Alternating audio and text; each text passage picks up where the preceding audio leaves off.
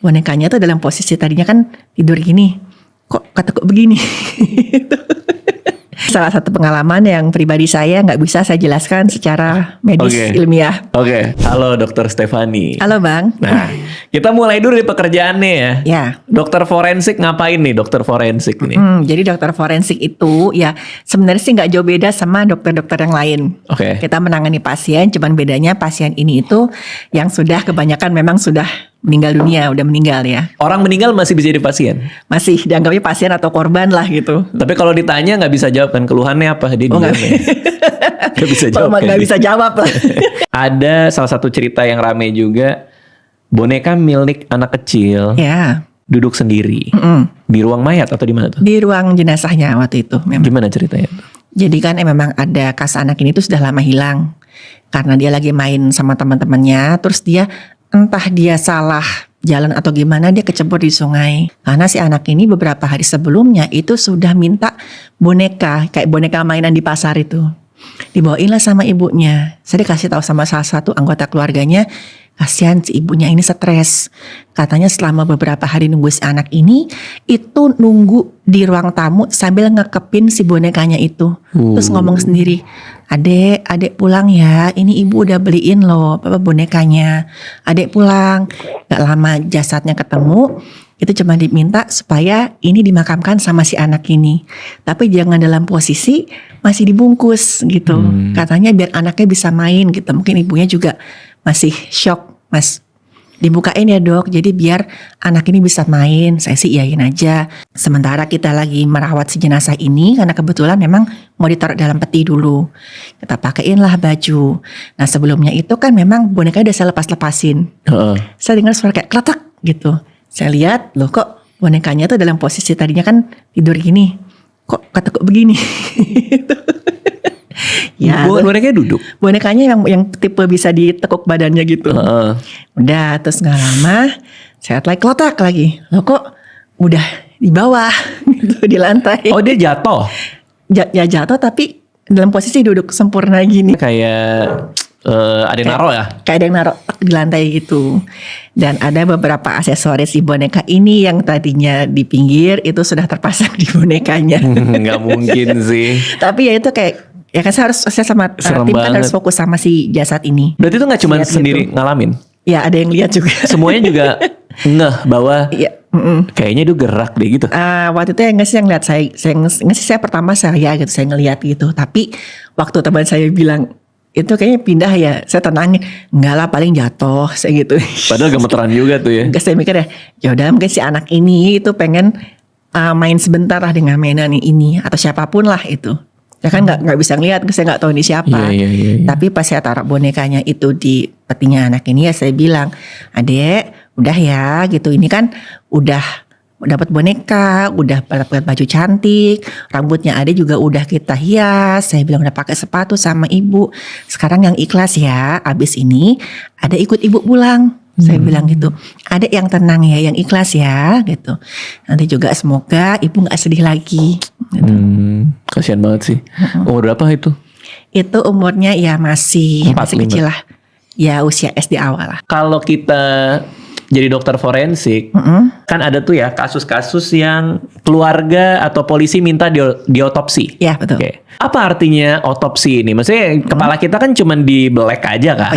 Maksudnya apa yang dilakukan ketika otopsi? Kalau gampang itu otopsi itu kita melakukan operasi ke orang yang sudah meninggal. Di semua rongga tubuh, kepala, dada, perut, sama panggul. Meskipun kita nggak tahu penyebab kematiannya apa, katakanlah polisi kan ngelihat ini orang kayaknya matinya nggak wajar deh. Ya. Coba dokter forensik tolong otopsi dong gitu. Ya. Jadi di seluruhnya di black semua. Oh ya, walaupun misalkan kayak sebenarnya sih cara kematiannya nggak wajar. Kalau sebab kematian itu baru bisa ketahuan kalau sudah diotopsi. Oke, cara kematian ya. Cara kematian. Nah, pasti polisi itu ngasih tahu ini ketemunya di sini nih, gitu. Misalkan ketemu darah ini, ada luka-luka di sini, rumahnya dalam keadaan seperti ini, atau gimana, kita mulai terarah. Tapi yang namanya otopsi tetap harus semua diperiksa, semua organ satu persatu. Nah itu dia tuh.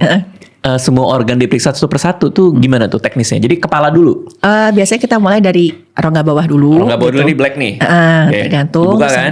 Terus Misi nanti, gitu kan. ya permisi dulu kayak orang mau operasi. Siap Pak, Bu dibuka ya gitu. Oke, terus. Nah terus ya tergantung kasusnya gitu. Kalau pada kasus tertentu khusus misalkan orang yang lukanya itu karena jeratan di leher, biasa leher itu terakhir, pasti bawah dulu. Karena? Jadi kan misalkan otot yang kita hidup ini, orang hidup kan otot ini pasti ada lehernya nih, ada darah-darahnya. Biar darahnya tuh hilang dulu. Biar nanti lebih bersih dan bisa kita periksa. Oke, jadi membuka rongga untuk menurunkan darah. Ya. Oke, buka nih udah nih. Ya. Apa yang dilihat?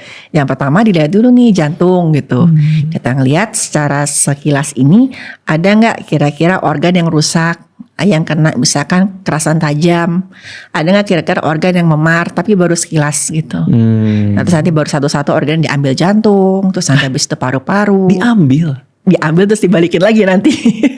Itu diperiksa aja maksudnya. Jadi diambil di jantung nih, diperiksa, dilihat gitu.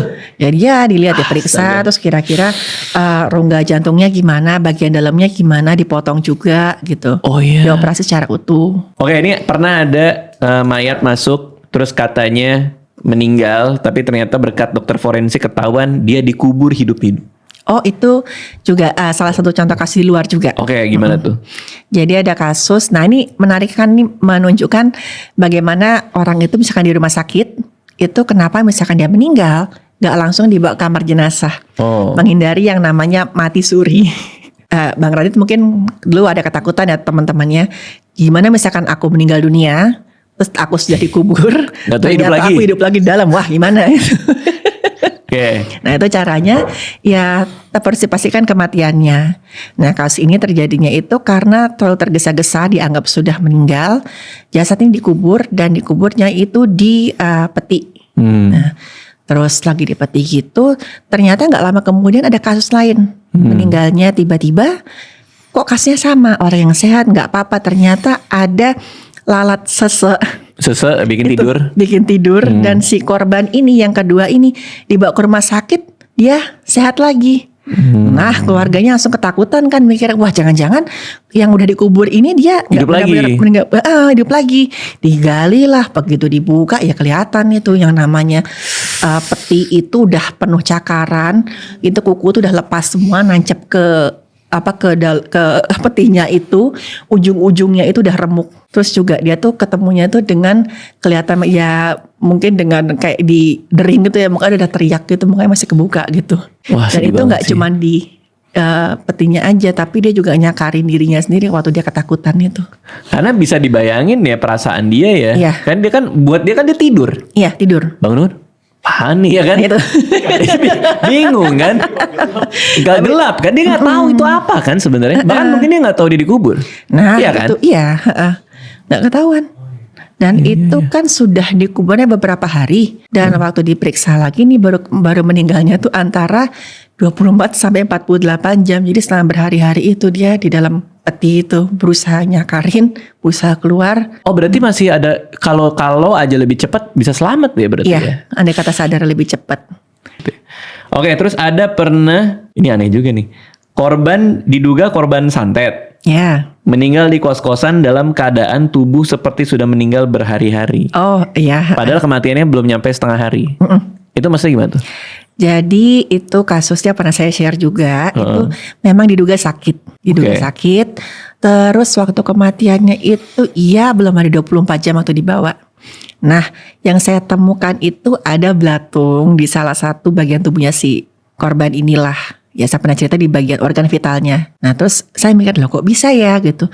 Ini masa gak ketahuan sih, padahal kemarin itu katanya sudah sakit lama. Ada salah satu ya rekannya lah, anggota keluarganya itu cerita memang dia mengeluh sakit. Ada temennya juga, dia bilang beberapa kali itu dia ke dokter, tapi cuma dibilang ini asam lambung nih gitu. Kecapean aja, banyak pikiran. Nah, tapi yang namanya belatung itu kan cuman biasa mengincar jaringan yang sudah busuk. Nah itu jaringannya semua masih fresh, dan waktu keluar belatung dari alat vitalnya itu saya bilang ini dari mana ya gitu. Biasanya itu antara 48 jam bahkan kelihatan nyatanya itu tuh ya sekitar 3-5 hari lah baru keluar belatung ini gitu. Sampai mikir, saya cari siklusnya, ada gak ya kira-kira dia gak sadar gitu. Tapi gak mungkin juga gitu, karena dia ke dokter, dia juga perempuannya itu tipikal yang sangat ya higienis ya, ngerawat tubuh lah gitu, cantik sebenarnya. Tapi waktu di tempat saya itu udah memang udah pucat tapi kelihatan lah rambutnya gitu, walaupun beberapa sudah rontok. Ini tipe perempuan yang merawat diri, nggak mungkin ada infeksi di alat kelamin dia nggak sadar sampai ada belatungnya itu. Nah terus setelah itu saya cerita ke pertemuan saya seperti ini, ada ya orang terdekatnya yang datang ke saya. Disitulah dia cerita, dokter saya boleh nggak bicara berdua sama dokter gitu. Boleh tapi cuma berdua aja 4 mata, oke gitu. Saya cerita, dia berdua itu dia ngomong kalau si orang ini itu memang ya membuat sakit hati, ada jadi istilahnya dia tuh pelakor. Kok istilahnya sekarang ya pelakor petik gitu. Dia berpacaran dengan laki-laki yang sudah punya keluarga, sudah sampai dilabrak ke rumahnya segala macam, tapi dia tetap kekeh gitu, tetap menjalin hubungan dengan si laki-laki ini sampai akhirnya sama keluarganya, kamu pilih misalkan kamu lanjut sama laki-laki ini, kamu jangan ke rumah ini gitu, karena sudah membawa malu. Akhirnya dia pergi ya, ditaruh di sebuah ya kos-kosan, anggapnya kos-kosan di situ. Dan beberapa kali si laki-laki ini datang gitu, kadang sampai nginep, sampai tiba-tiba itu dia udah mungkin ada feeling ya, dia bilang ke saudaranya, kayaknya waktuku udah gak lama, kamu bisa gak kesini? Aku cuma minta nanti kamu urus jenazahku ya, kalau gak ada orang yang pengen ngurus jenazahku. Gitu. Udah, terus si saudara ini ke situ, ternyata dalam keadaan sudah meninggal. Padahal malamnya itu dia sempat keluar ngambil makanan di bawah, masuk kamarnya lagi. Berarti kan ada bukti dia meninggalnya itu belum ada 24 jam. Tapi saat itu ya si keluarga ini bilang, saya cerita ini ke dokter cuman buat ya biar dokter tahu gitu. Biar ya jadi pelajaran buat kita semua gitu. Jangan jadi pelakor. Ya pokoknya kebahagiaan yang kita dapat dengan menyakiti orang lain pasti ujungnya nggak akan mengenakan. Kalau itu kan si keluarga ini nggak bisa menuduh juga gitu. Jangan-jangan istrinya si istri sahnya nih atau siapa? Yang ada buktinya juga kan? Nggak ada buktinya gitu. Tapi yang dia paling ingat tuh kejadian si perempuan ini membuat banyak orang sakit hati dengan cara seperti ini. Gitu. Berarti si mayatnya pun juga seperti mayat yang fresh. Masih segar. Tapi anehnya yang nggak matching itu, kok ada belatung di alat kelamin? Lah ya itu saya juga bingung, maksudnya. Ya memang ada kayak bau yang busuk gitu, tapi masa iya sih, maksudnya sampai segininya gitu. Kalau misalkan ada orang yang belatungan gini kan biasanya orang yang mungkin luka diabetes di kaki yang nggak kerasa, tapi ini perempuan masih sadar, masih aware, dan dia tuh tipe yang sangat ngurusin tubuhnya gitu. Dan kemarin beberapa hari itu sudah katanya ke klinik, kemana masa nggak ketahuan gitu. Dan di klinik juga nggak dikeluhkan kan? Kalau ada belatung di kelamin dia kan? Ya pasti kerasa. Pasti dikeluhkan kan. Tapi jadi seru juga nih ya. Nggak seru sih, cuman ya menarik juga. Salah satu kasus yang belum bisa dijelaskan secara medis lah Bang. Ada loh Mas kasus yang dia rasa itu sudah sempurna. Ketahuannya dari apa? Riwayat browsing di handphone. Bagaimana cara menyamarkan suatu tindak pembunuhan. Agak bodoh ya. Iya, dan motif. Sama motif. Biasanya orang terdekat emang bener ya dok? Iya. Kayak semua orang bilang kayak gitu. 90% ya 80-90% ke atas itu pelakunya orang terdekat. Kan ada kata-kata tuh, always the husband. Iya, always the wife. Always the husband. Pasti ya itu ya. Iya 90% ya. Kan yang paling punya motif. Ada satu kejadian ini saya samarkan ya, karena ini sangat-sangat sensitif. Si istri ini meninggal. Dan meninggalnya karena ya tindak pidana lah, jelas mengarahkan tindak pidana. Terus si suaminya ini itu awalnya tuh ketemu saya tuh mukanya sedih gitu. Iya gini apa saya sedih banget, pokoknya semoga kasus cepat terselesaikan. Nah begitu lagi santai-santai, tiba-tiba ada salah satu teman saya yang datengin, dokter itu suaminya gimana sih gitu. Nah mas tadi itu saya kan agak ke kantin. Kok ya bisa saya dengar tuh suaminya lagi ketawa-ketawa, nelfonan sama orang gitu. Terus dia ngomong begini, ya udahlah gitu, kan udah nggak ada dia nih, ya gampang saya tinggal cari perempuan lain yang lebih cantik. Dan saat itu ya dia ngomong dengan nada bangga, dengan tenang, dan itu kedengaran sama beberapa orang, salah satunya penyidik. Oh, Nah, lalu gimana? akhirnya ya penyidiknya coba di interogasi lagi, beberapa kali diperiksa, dan akhirnya ketahuan memang dia ada niat jahat sama si istrinya ini. Berarti yang dapat motifnya dulu. Motifnya. Oke. Jadinya apa pembuktiannya? Pembuktiannya, iya memang dia berperan dalam Pembunuhan. kematiannya si istrinya ini. Oh, berarti bukan yang bunuh. Dia membunuh, tapi ya caranya lumayan rapi. Dari forensik apa yang melihat itu rapi? Melihat caranya itu dia dengan keracunan kan sebenarnya. Diracun. Diracun. Okay. Tapi dia ngasihnya itu dalam bentuk katanya suplemen. Jadi seolah-olah itu vitamin. Ya. Lalu? Gitu. Ya udah ketahuan akhirnya dari situ si suaminya ini memang ada niat jahat sama istrinya ini gitu. Tapi kalau dari sisi forensik pun sebenarnya bisa ketahuan dia diracun nggak pada saat itu? Ketahuan karena ada kandungan, saya periksa darah dan urinnya itu positif ada racun jenis ini, dan ketahuan di tasnya itu ada 1 botol itu yang mengandung beberapa pil yang nggak jelas itu pil apa. Oh, I see.